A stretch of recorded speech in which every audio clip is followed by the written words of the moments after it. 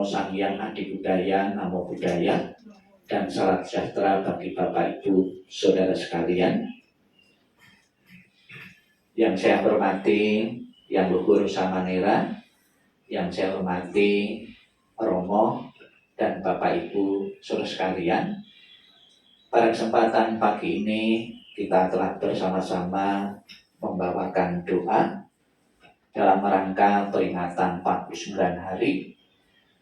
Angka 49 hari di dalam kalangan agama Buddha dalam tradisi Mahayana adalah hari yang sangat menentukan, sangat penting.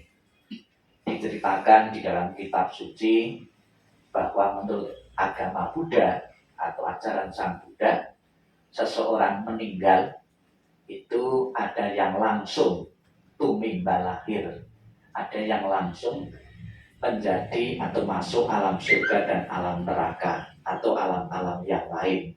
Ya, ada yang langsung. Biar mudah dipahami, ya, istilah masuk kalau di tempat lain itu kan masuk surga, masuk neraka. Kalau kita istilahnya bukan masuk tapi tumimba lahir. Pada prinsipnya juga sama, ya. Kalau umat Buddha seringnya tumimba lahir ke surga, ke neraka. Di tempat lain masuk surga, masuk neraka. Itu sama saja, ya. Bahwa seseorang yang meninggal seketika itu juga langsung diikuti kelahiran di alam berikutnya. Ada 31 alam kehidupan di dalam agama Buddha, itu dijelaskan oleh Sang Buddha. Alam manusia, alam hewan dan binatang, alam surga. Itu juga bukan satu surga saja, ada beberapa tingkatan-tingkatan surga.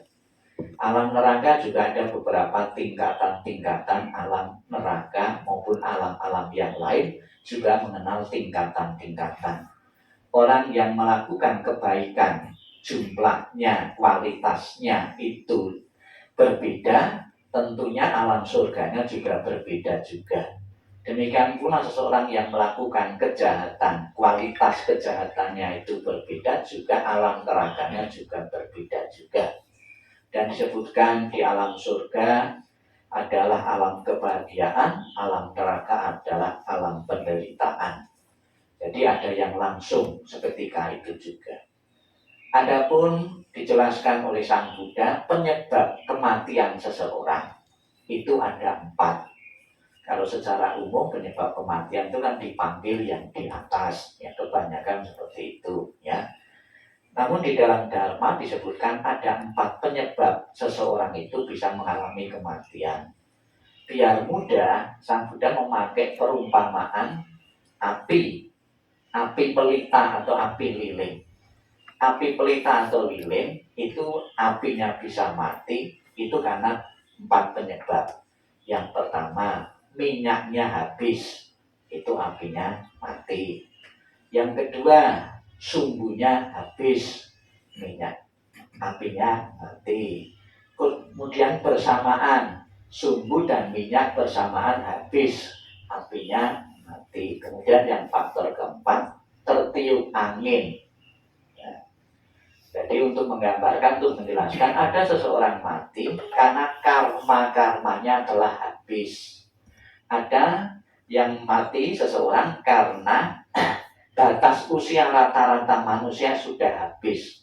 Dikasih obat, dikasih ramuan, atau diupayakan apapun, kalau batas usianya sudah habis, ya tetap mati juga. Ya, gitu. Maka sekalipun didoakan pun, kalau dia itu mempunyai batas usia rata-rata manusia untuk saat ini, mungkin kurang lebih 70-75 tahun. Ya ada yang lebih, tapi rata-rata itu, ya. Kemudian Bapak Ibu sekalian, caranya tumimba lahir, penyebabnya. Kemudian ada yang tumimba lahir itu kemana? Ada lewat melalui rahim. Seperti kita manusia itu lewat rahim dilahirkan. Hewan binatang juga dilahirkan. Ada lagi melalui telur. Ya, ada kehidupan dan telur itu, ya. Kemudian melalui kelembapan.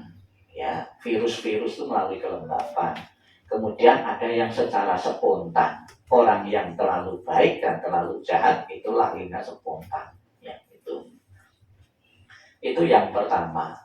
Kemudian ada seseorang yang meninggal itu tidak langsung bertumbal lahir, menunggu 49 hari.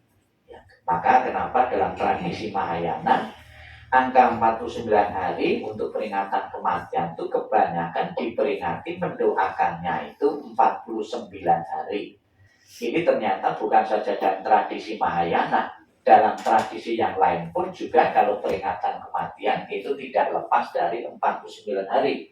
Karena di mana masa transisi atau peralihan arwah itu berakhir. Setelah 49 hari baru terlahir atau mengambil kelahiran sesuai dengan karma-karma atau perbuatan-perbuatan yang dilakukan oleh seseorang. Maka di kalangan agama Buddha dalam tradisi Mahayana seperti di sini ya, itu kita belajar Mahayana juga, kebanyakan memberi pelimpahan jasa itu antara hari meninggalnya sampai 49 hari. Ada yang umum itu pakai kelipatan 7, setiap 7 hari sekali selama 7 kali itu dibacakan parita atau doa untuk memberikan persembahan-persembahan. Ada yang 7 hari sekali, ada yang tiap hari. Namun ada juga cuma sekali, yang menunggu 49 hari. Ya, itu. Maka ada beberapa pemikiran-pemikiran manusia, keluarga yang ditinggalkan, agar setelah 49 hari orang tua kita yang telah meninggal di alam sana itu mempunyai tempat tinggal. Ada dari pihak keluarga itu mengirimi fasilitas-fasilitas kehidupan. Cara berpikir yang hidup, kita tidak tega orang tua kita meninggal di alam sana tidak mempunyai tempat lagi. Maka gambaran pikiran itu diwujudkan seperti bakar rumah-rumahan. Karena kita masih berpikir sebagai ungkapan bakti kita kepada orang tua yang telah berjasa tengah-tengah keluarga, kita menyiapkan rumah-rumah agar di alam sana mama atau papa pun pasti mempunyai tempat tinggal. Kemudian bukan cuma rumah saja, fasilitas kehidupan bukan cuma rumah saja. Biar di sana orang tua kita yang telah meninggal itu bisa bepergian, dikirimi sarana transportasi. Biar bepergiannya lebih jauh lagi, bisa ke luar negeri, bisa antar pulau, dikasih pesawat, dikirimi pesawat. Dikasih mobil-mobilan, dikasih becak, ya. Terus di sana biar tidak kepayahan dalam bekerja, dikirimi pembantu. Biarnya pembantunya itu tidak bingung, ya, dikasih nama-nama pembantu yang membantu di rumah itu. Misalnya pembantunya namanya itu Tini, ya. Terus yang laki Paijo, Paimen, ya. Itu dikasih nama-nama itu. Di sana biar orang tua kita tidak kekurangan uang, dikirimi uang-uangan, dibakari uang-uangan. Cuma saya berpesan, boleh membakar uang-uangan, tapi jangan sampai membakar uang asli. Ya. Yang asli disimpan saja, ya, jangan dibakar. Karena itu bisa bermasalah kalau bakar uang itu. Ya. Kemudian juga di sana biar tidak kelaparan, dikirimi makanan-makanan saji-sajian ini. Ini bayangan pikiran kita, pola pikir kita yang bakti berpikir tentang orang tua kita. Loh, apakah di sana dimakan? Tidak dimakan. Kita sajikan di sini dari awal sampai akhir nanti jumlahnya ini, ya, itu tetap, ya. Yang 5 juga tidak berkurang jadi 4, yang 3 tidak berkurang jadi 2. Kalau seandainya berkurang pasti akan lari. Ya, takut dong. Ya. Tapi kita berpikir orang tua di sana tetap, ya, mempunyai fasilitas kehidupan, tidak mengalami kesulitan-kesulitan. Pola pikir sebagai tanda balasan budi kepada orang yang telah berjasa itu perlu dilestarikan sampai kapanpun. Jangan sampai kita menjadi anak yang tidak tahu budi dan tahu diri. Adanya saya bisa seperti ini karena ada leluhur. Ada di sini yang lahir dari celah batu? Tidak ada. Pasti kita semua dari leluhur-leluhur kita. Bahkan kita pun masih membawa warisan dari leluhur kita. Dalam tubuh kita yang kita bawa beberapa sel, ini adalah kelanjutan dari leluhur kita yang telah tiada. Rumah toko yang Bapak Ibu tempati dan nikmati juga jasanya dari leluhur-leluhur juga. Ya sekalipun ada yang usaha sendiri, tapi modalnya kan dulu dari awal kan juga dari leluhur-leluhur itu. Namun demikian Bapak Ibu memberikan penghormatan kepada orang yang berjasa bukan satu-satunya dengan sarana dan alat bakar rumah-rumahan atau persembahan. Ada sesuatu yang esensi, yaitu menjaga nama baik keluarga. Sepeninggal orang tua, di antara saudara tetap menjaga kerukunan dan keharmonisan. Nama leluhurnya akan harum. Berbeda dengan setelah ditinggal pergi, congkrang rebutan harta, pasti leluhur yang telah meninggal juga terbawa-bawa. Jadi sebetulnya kita itu mau mengangkat orang tua kita di alam surga atau membuat neraka bagi orang tua kita itu tidak usah menunggu orang tua kita itu mati. Di saat orang tua kita masih hidup itu bisa. Misalnya di saat mama papa kita masih hidup di antara keluarga rukun harmonis selalu berbuat baik kepada sesama, berarti kita telah membuat surga bagi orang tua kita. Karena orang tua kita akan senang juga mempunyai anak yang berbudi baik. Tapi sebaliknya, kalau anak-anak setelah ditinggal kematian, orang tuanya itu tidak akur, tidak rukun, itu telah membuat neraka bagi orang tua kita. Bapak Ibu sekalian yang saya hormati, penjelasan Sang Buddha tentang tujuan dan manfaat memberikan persembahan disebutkan dalam Tilokoda Sutta. Sang Buddha demikian. Demikianlah mereka yang berbelas kasih, karena kasihan kita memberi makanan, memberikan kerabatnya minuman dan makanan murni yang berlimpah tepat pada waktunya. Semoga ini semua menjadi milik para kerabat, semoga mereka berbahagia. Dan setelah mereka berkumpul di sana, para kerabat yang telah meninggal pun berkumpul, mereka bergembira sepenuhnya akan makanan dan minuman yang berlimpah ruah.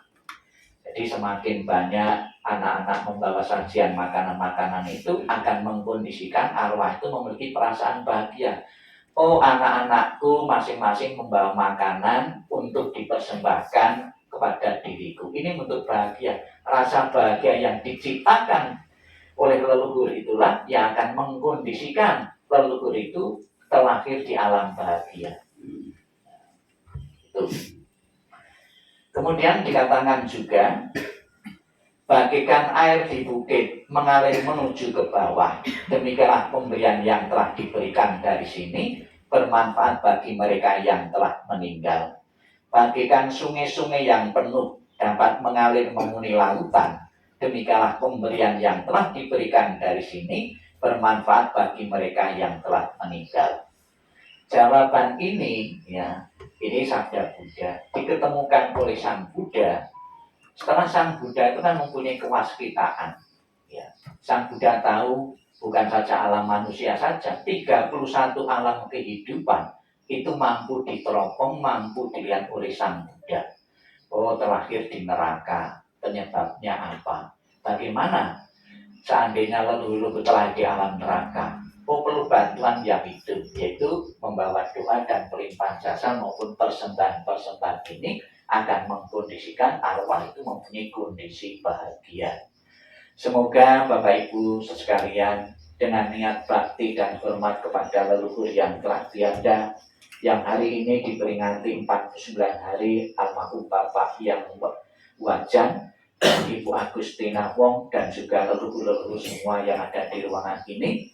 Semoga mendapat manfaat dari acara, dari membaca doa, memberi persembahan, dan juga nanti akan kirim rumah-rumahan, membuat leluhur-leluhur kita yang telah tiada akan berbahagia, dan Bapak Ibu sebagai putra-putri maupun keluarga yang ditinggalkan dengan acara pada pagi ini merasa puas dan lega karena telah mempunyai waktu dan kesempatan untuk menyatakan bakti dan hormat kepada yang telah tiada. Sadu.